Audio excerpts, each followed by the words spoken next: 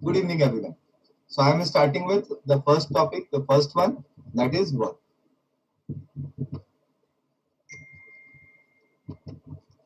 तो बताना चाहेगा बेटा वर्क को हम लोग क्या कह सकते हैं?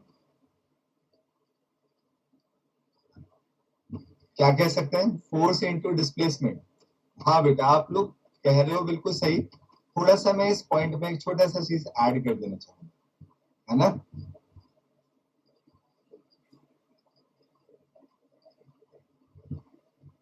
ओके बेटा, ठीक है. तो अगर मैं वर्क के बारे में बात करूं तो वर्क को हम लोग क्या कह सकते हैं? वर्क है basically force, product of force multiplied by the displacement in the direction of force. तो अगर आप किसी बॉडी पे फोर्स लगाते हो तो आपका एक पॉइंट ऑफ एप्लीकेशन होगा. You have to consider the displacement of that particular point of application.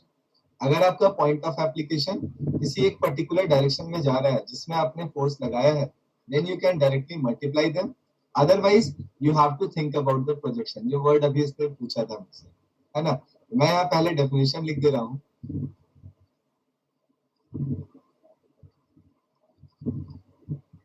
It is product of force and displacement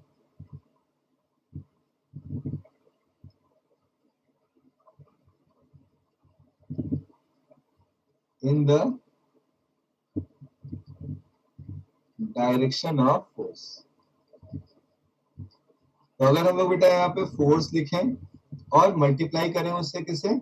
उससे मल्टीप्लाई करें बेटा हम लोग डिस्प्लेसमेंट से in the direction of force, then we will get work. तो सबसे पहले मैं इसके जनरलाइज्ड फॉर्मूले को लिख देता हूँ. If I write it's generalized formula, W is basically equal to F dot dr and I am putting an integration sign. मैं यहाँ पे एक इंटीग्रेशन का साइन पुट कर दूँ. तो ये मैंने इसका सीधे सीधे जनरल फॉर्मूला लिख दिया. Here जैसे डॉट विल रिप्रेजेंट, ये क्या है हमारा? डॉट प्रोडक्ट ऑफ, ये हमारा डॉट प्रोडक्ट ऑफ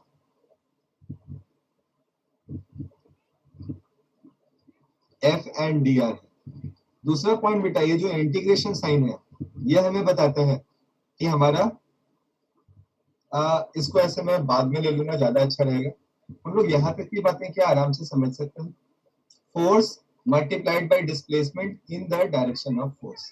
एक छोटा सा डायग्राम बना के आपको दिखाता हूँ, थोड़ी सी क्लियरिटी आएगी. लेट अस अज्यूम कि हमारे पास एक मास m है and you are applying a force F on it, और उसके कारण ये बॉडी डिस्प्लेस हो रहा है इन दिस डायरेक्शन.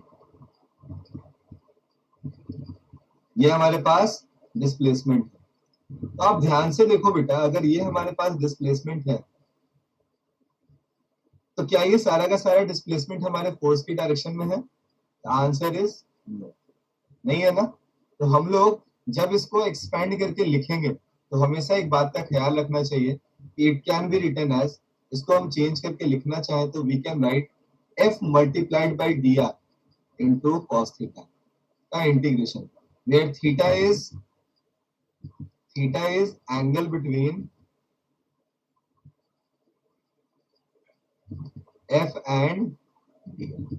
होपफुली ये भी क्लियर होगा बेटा. तो अगर आपको कहीं पे भी लिखना हो यहाँ, तो आप या तो फोर्स के हॉरिजॉन्टल कंपोनेंट को ले लोगे, उसके साथ डिस्प्लेसमेंट को डायरेक्टली मल्टीप्लाई कर दोगे, या आप डिस्प्लेसमेंट के कंपोनेंट को आप अलोंग द फोर्स लोगे, उन दोनों का मल्टीप्लिकेशन करोगे, then you will get your result.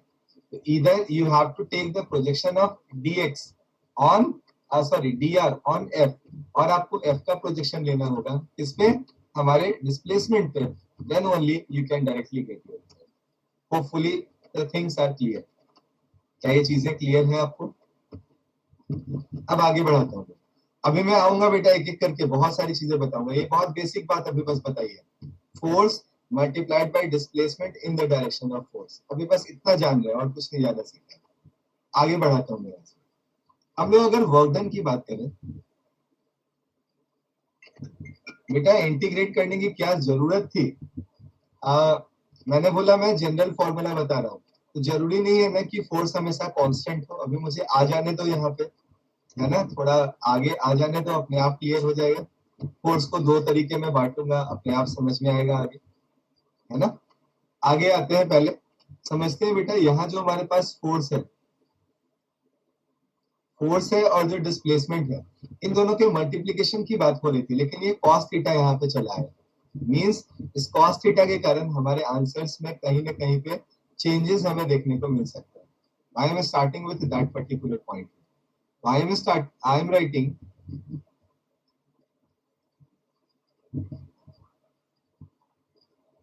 work done may be positive, negative और जीरो। हमारे पास ये तीनों वैल्यूज आ सकती हैं। फर्स्ट पॉइंट है यहाँ पे, इफ थीटा इज, मुझे इस तरह से लिखना चाहिए, if theta is greater then 0 degree and less then 90 degree, then in that case work done is greater than 0। ये हमारा ग्रेटर देन 0 होगा, जिसको आप पॉजिटिव बोलोगे। इफ सेकेंड पॉइंट है बेटा, theta is greater than 90 degree and less than 180 degree, और you can say equal to 180 degree. यहाँ भी इक्वल टू, यहाँ भी इक्वल टू आप लगा सकते हो, है ना। It will be equal to, here you can write W is less than 0, यहाँ ये वैल्यू नेगेटिव होगी। और थर्ड पॉइंट है, if theta is equal to 90 degree, then in that case W is equal to, means मैं sir पे 10 kg का मास रख लूं और मूव करना स्टार्ट कर दूं, I am doing nothing, मैं कोई काम नहीं कर रहा। ये बात हमेशा दिमाग में रहनी चाहिए, ठीक है ना। Hopefully the thing is clear, okay. और भी अगर हम लोग बात करूं यहाँ पे बेटा, हाँ ये 9th का ही कॉन्सेप्ट है बेटा, ये सारे के सारे 9th के कॉन्सेप्ट। अगर आप किसी मास को ड्रैग कर रहे हो, जैसे मास पे फोर्स लगाया, उसी डायरेक्शन में डिस्प्लेसमेंट हो गया, then you can say work done is positive. लेकिन ऐसा भी तो होता है ना बेटा, कि अगर हम लोग किसी मास के बारे में बात करें, पुली पे दो मासेस को हैंग कर दिया है, पुली पे जो मास है वो एक मास नीचे की ओर जा रहा है, जो मास हमारा नीचे की ओर जा रहा है उस पर टेंशन ऊपर की ओर लग रहा था, tension is applied in upward direction but displacement is in downward direction. In that case work done due to tension is negative. क्या ये बात भी क्लियर हो रही है? और पॉजिटिव के लिए तो बहुत सारे एग्जांपल्स हैं। आप किसी ऑब्जेक्ट को ड्रैग ही कर रहे हो, ये क्या है हमारा पॉजिटिव वर्क डन का example. Hopefully the thing is clear. क्या यहाँ तक की बातें समझ में आ गई हैं? नाउ वर्क डन को मैं यहाँ पे दो पार्ट में डिवाइड करके आपको समझाने जा रहा हूँ। वर्क डन को पहले मैं दो पार्ट में डिवाइड कर रहा हूँ। पहला, due to constant force, actually बेटा चलो लिख दिया तो लिख ही देते हैं, ड्यू टू कांस्टेंट फोर्स, और दूसरा है work done due two variable force. तो हम ये दो पार्ट में इसको डिवाइड करेंगे अभी, और इसको समझना शुरू करेंगे।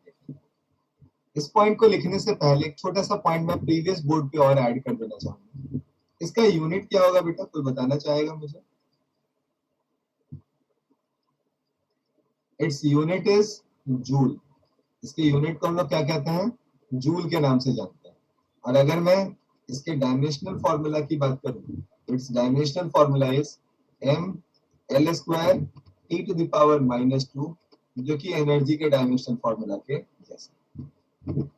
डन। तो इतनी बातें तो दिमाग में चली गई आराम से हमारे। Now should we move for the next point? आगे बढ़ सकते हैं? ओके बेटा, मैं थोड़ा आपको आगे लेकर चलता हूँ। और बच्चों एक बात मुझे बताओ, आप लोग एक्स्ट्रा क्लासेस सारे बच्चे क्यों नहीं अटेंड करते? एक्स्ट्रा क्लासेस में भी तो कॉन्सेप्ट पढ़ाए जाते हैं ना। आप मिस कर जाते हो तो सोचो आपका कितना नुकसान हो जाता है ना। तो प्लीज फ्रॉम नेक्स्ट टाइम ये याद रखो कि हमें एक्स्ट्रा क्लासेस भी प्रॉपर्ली अटेंड करना है। कैजुअल नहीं है वो भी ध्यान में रखना है। एक्स्ट्रा क्लासेस की कभी कभी रिक्वायरमेंट होती है, उसे अटेंड करो। डिस्कशन क्लास अटेंड करो, तब मैं भी उतने ही एंथो के साथ आपके साथ डिस्कस करता हूँ। ओके स्मरण, कोई बात नहीं बेटा, कोई नहीं। ऐसा अगर टेक्निकल इशू हो तो कोई बात नहीं है, अदरवाइज हमें इस बात का ख्याल रखना चाहिए। ठीक है, चलो आगे बढ़ाते हैं।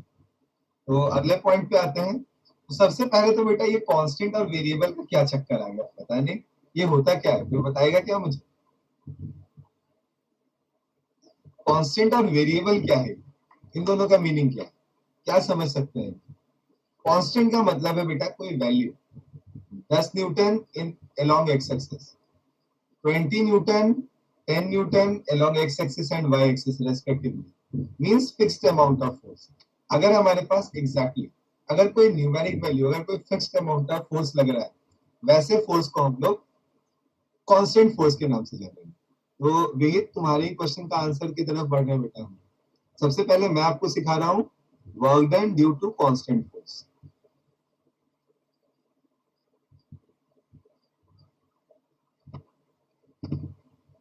कांस्टेंट फोर्स का मतलब हो गया एफ कांस्टेंट।